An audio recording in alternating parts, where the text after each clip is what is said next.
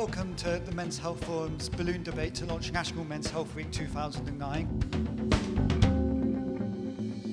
And now, Dr. Biggles-Banks.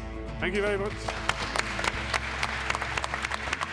Ladies and gentlemen, yes, Banksy Biggles or Biggles Banksy, whichever way you want to go around it. It's so lovely to see you all here, to listen to what the people in the basket are going to say and see whether or not they can keep the basket afloat and keep it up there, keeping men's health alive through the hot air that they are going to generate in very large amounts from the work that they are doing. Because what we're here to do tonight, ladies and gentlemen, is not to talk about all the problems, and we've heard about all the problems about men's health and so on, about the life expectancy. We're here to find out what can we do about it. Lots of studies and surveys throughout the world have shown that men have a lower life expectancy than women.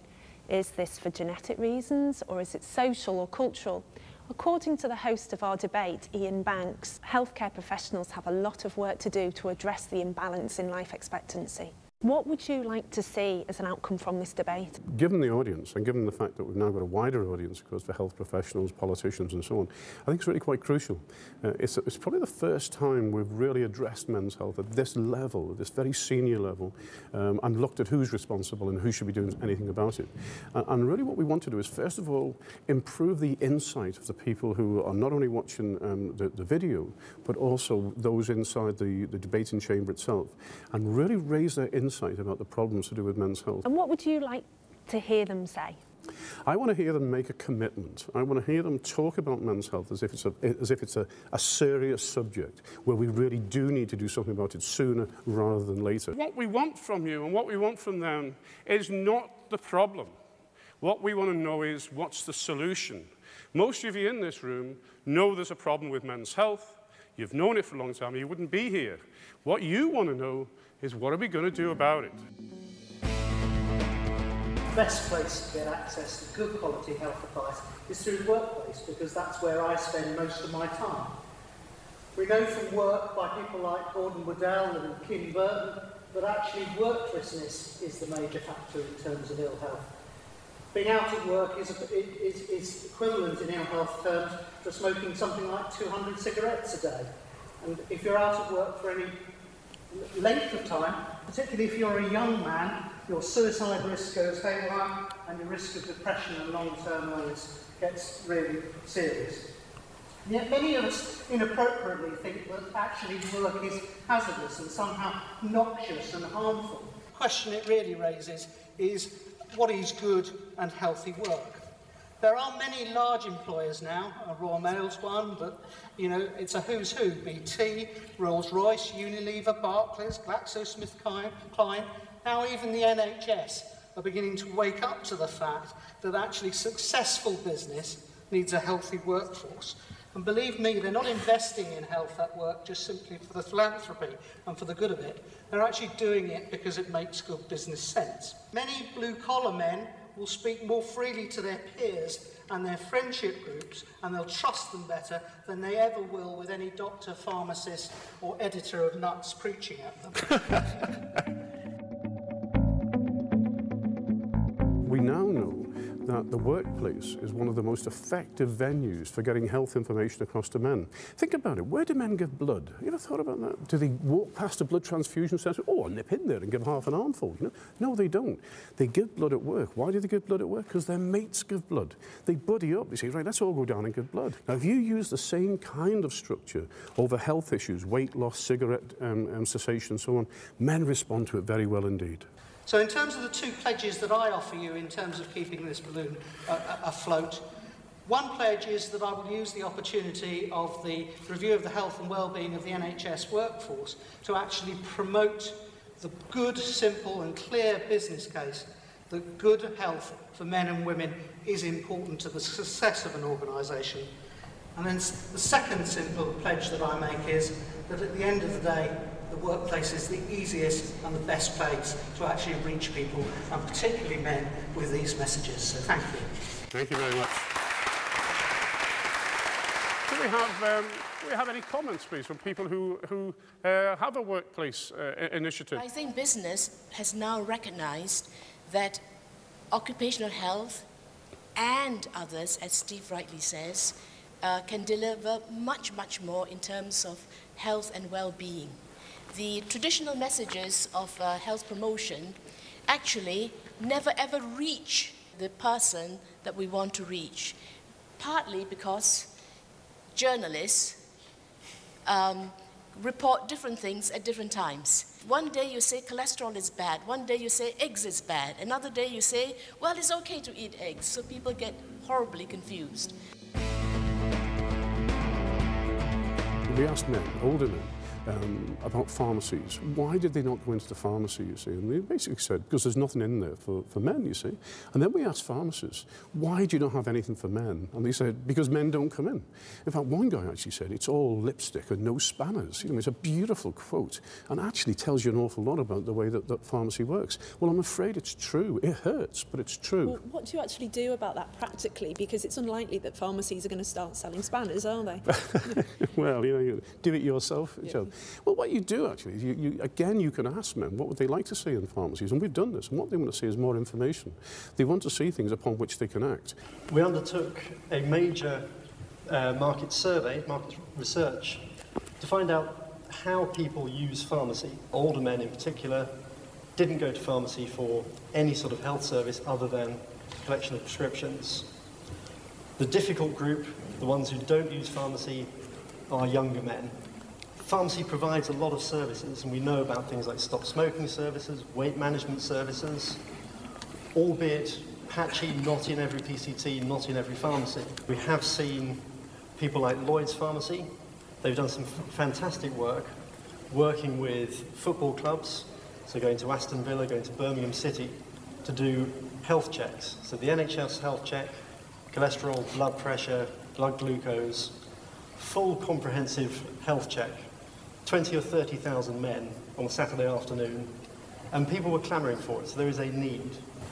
So one action is promote the role of pharmacy, promote the use of pharmacy as somewhere people go for health messages and supporting healthy lifestyles.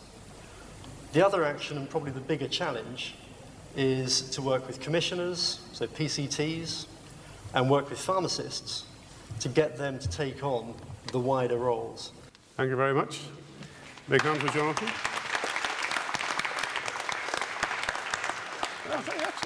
That's all about the pharmacists. We now know the pharmacists are obviously a great resource, and that men will now be flocking to the doors of the pharmacist to actually to get some advice and some medicines maybe. But Jonathan, when you opened your spam box just the other day, and you had a look at what rubbish was in there, what did you find most in your spam box? Viagra. Viagra, that's it? Yes, okay, now. It's the prime one. Right, now, did you know that only 1 out of 10 tablets of Viagra are actually made by Pfizer? Yeah?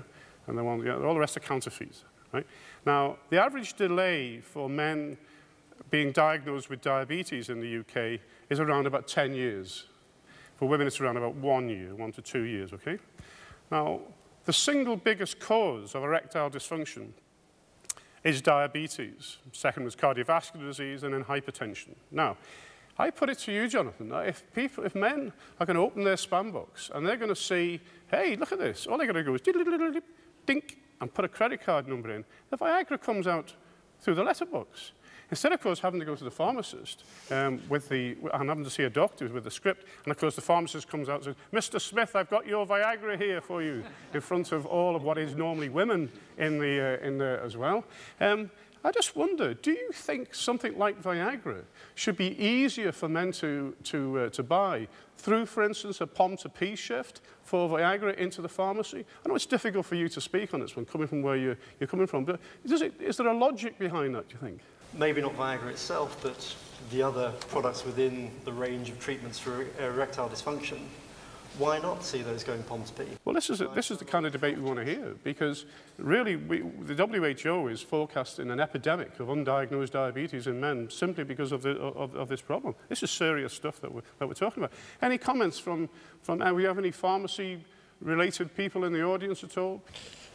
What can pharmacies do both to engage with men young men in particular on sexual health issues? And also, how could pharmacies play a role in having greater discussions around responsibilities between men and women, responsibilities between partners on these issues, including Viagra for that matter? With regard to responsibilities, particularly around sexual health, where we have a number of schemes now in place looking at things like chlamydia screening, there is great encouragement of young women in particular to bring their partners in for a discussion about sexual health. So I think we're starting to get those dialogues going, and I think we need to build on that much further. The immediate reaction to the Viagra in your spam box is to say it's terrible and we must stop spam. But you'll never actually stop that spam. And I think what's much better is actually to raise the level of awareness so that men, and even blue-collar men, behave as adults, and they realise that 90% of it is fake. And we signpost them to better services through pharmacies and GPs and NHS Direct and things like that, so that they get the problem sorted out at source. So actually it's about raising the level of awareness and understanding so they can be informed consumers. Sounds reasonable. Which brings me, of course, to Phil Hilton, former editor of Men's Health magazine, of Nuts, of Later. I don't want you to feel as though you're on trial here, Phil. All right? I don't want you feeling that it was your fault that the basket, came down and killed all of you. I really don't want you feeling that. I haven't even heard what I'm saying. All right. Now, does 50 boobiest blondes really help men's health, do you think? That's number one. And here we have, that's Men's Fitness. Oh, that's the same company. It tells me how to survive an elephant attack. There you are. There it is. Practical everyday advice here, that's what we do. Is this trivia valuable to men's health? I think, first of all, it's fair to say that editors are often portrayed as kind of amoral, shallow drunks, barely holding their lives together, and I can tell you that's true. But the point I'm about to make, though, is that there aren't very many of them, which is a huge advantage when trying to have a major influence on behaviours. There are very, very few editors in this country, and you can engage them directly. So I'm proposing an Editors' Health Club in which we challenge the editors of Britain to do something in their own lives. And you will find, because my colleagues are all attention-seeking egomaniacs willing to climb into balloony baskets for no good reason, that they will blog about these, they will write about these changes. If you get them to take their alcohol down, get them to do a little exercise, who knows, anything's possible. There'll be massive publicity if you engage directly with them. Is the medical profession part of the problem? We have this myth that men don't care about health. They don't know anything about health. They don't use health services. Actually, men do care about their health. The problem is the services that we provide never ask them what they want. We simply give them what we think they need. But I think we have let men down. I think we have not given men the service which is tailored more to their needs. We're now reaping the whirlwind. I mean, a very recent report has shown, for instance, that there's 70% higher incidence of cancer common to both sexes in men. Now, for men, think of this. Melanoma in every country in Europe is more common in women. In every country in Europe, more men die from melanoma. And of course, what could be the explanation? Is it biological? No. It's simply because the men are waiting too long before they go and see their doctor. And if it's true of melanoma, it's true of bowel cancer. And if it's true of bowel cancer, it's true of cardiovascular disease. And so it goes on. And now what we know is that this late presentation is contributing to the difference in mortality rates. There are very few areas of male interest. Sport, sex and boobies, and extremely weird stuff like elephants. Because your area of interest happens to be prostate cancer, doesn't mean their area of interest is going to become that. You have to work through what they're interested in to get to the message you need to get across. Men always communicate through humour, however they're feeling underneath.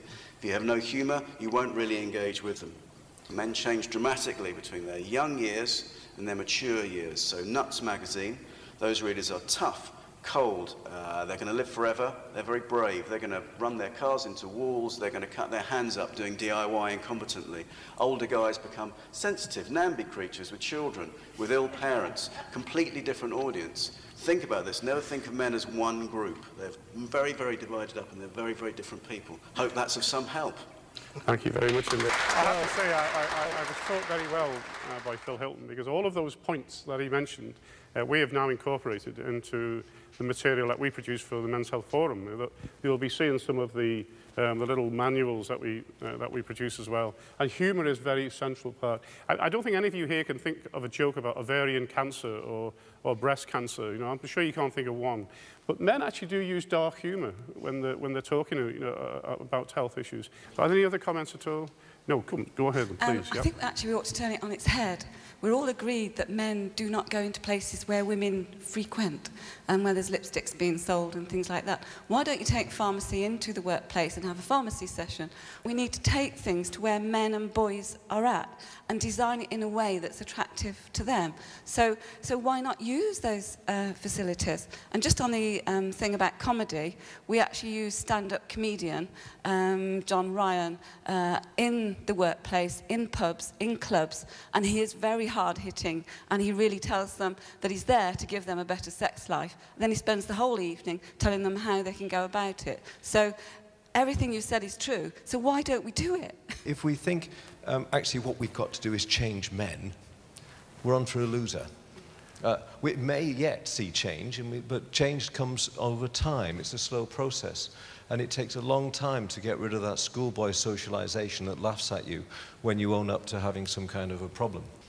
So what's happening in schools? How are we educating our lads to be able to use services? How are we working with the different communication sectors? How are we working with the pharmacists to get there? And then how do we get into the workplace? Because if we can get into the workplace, there's 14 million men who work full-time. And 28% of those men work over 45 hours a week. So that's your logic. If that's where they are, let's go to them. Thank you very much. All right, thanks, Alan. Are there any more comments at all? Yes? We're warming up here. I think also part of the armoury of dealing with men's health is actually using different technology. And we've found using confidential web email as a very effective way of getting men to talk to us about mental health problems, sexual health problems, and also opening up to other people who would not normally use health, so gay men, transgender men as well. We work very closely together with Clinical Solutions to produce NHS Direct Online, the original NHS Direct Online. And the first audit that they did, they found that men were using the NHS Direct Online system as equally as women. And that's an amazing statement, you know, because what you constantly hear is men don't use health services, men don't seek health advice, whereas actually they were going to where they could get accurate and evidence-based information. If it was simply genetic, the ratio between the life expectancy of men and the life expectancy of women would more or less stay the same. But what we find is that the ratio changes enormously as we go from country to country. And the countries with the most deprivation very often give us the biggest difference between the life expectancies. So why is this big disparity? What are the diseases that health professionals are seeing? Yeah, well, without doubt, the cigarette is still the greatest, if you like, cause of death, with cardiovascular disease and all of the things that then surround it. And what we do know is that the cigarette smoking, for instance, and cardiovascular disease is not uniform across the globe or even within countries. And so you find that low-income group men, for instance, tend to smoke more. Low-income group men will be diagnosed with their diabetes later, around about 10 years, actually, delay in diagnosing diabetes. So it seems to compound it. The medical problems are actually compounded by the social problems which are there. And we've known that since the Black Report. We've known that the biggest factors for health and ill health come from social class, and it seems to impact more on men than it does on women. Now here's your final vote. This is crucial because it's filmed. Okay, you're on record now. Are you ready? Now I don't want you to feel sorry for these guys. Okay, especially not that one over there. Just don't feel sorry for them. Okay, I want you to honestly say, do you think that what they are doing is creating sufficient hot air to keep this balloon of men's health afloat? Or will the black box be the only way we'll find out what went wrong as it crashed to Earth with the three of them completely lost?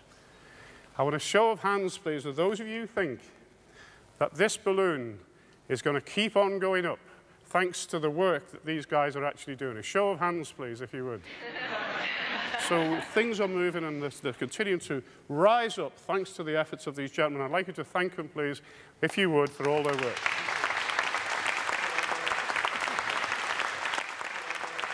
Well, Ian, lots of people turned up to that debate, and I'm sure it wasn't just to see you in your Biggles outfit.